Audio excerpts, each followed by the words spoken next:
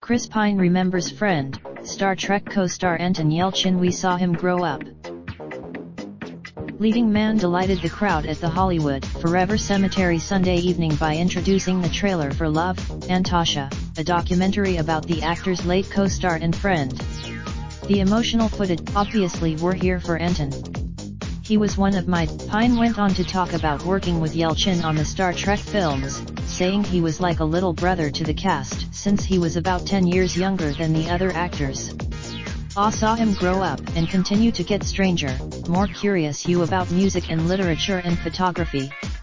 You'll see all that in. Yelchin died after a freak car accident in June 2016.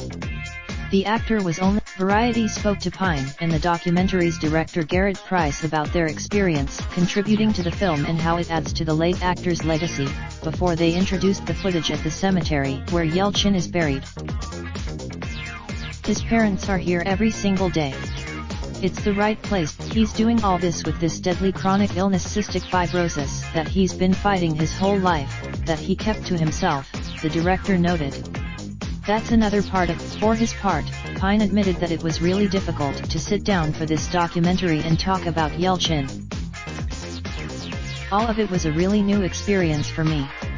ID never lost. Pine and Yelchin starred in 3 films in the sci-fi series, including 2016's Star Trek Beyond, which debuted in theaters just months after the actor's untimely death.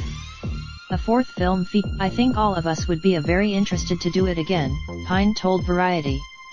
We all have a really. More of Yelchin's Star Trek co-stars, including Zoe Saldana, John Cho, Simon Pegg, Zachary Quinto, and director J.J. Abrams, as well as actors Jennifer Lawrence, Kristen Stewart, Ben Foster, and Willem Dafoe, shared their memories in what of the late actor.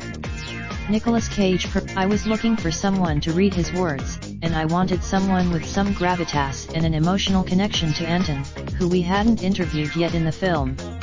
And the first person. After Cage walked away for about 10 minutes, the director said he returned and explained his reaction, saying, "This is one of the most important things I've been asked to do in a long time." Love, Natasha debuts in select theaters on August 2nd. Raindrop, drop top smoking, no cooking the hot pot. Fucking on your bitch, yeah, that. Looking up, open the park,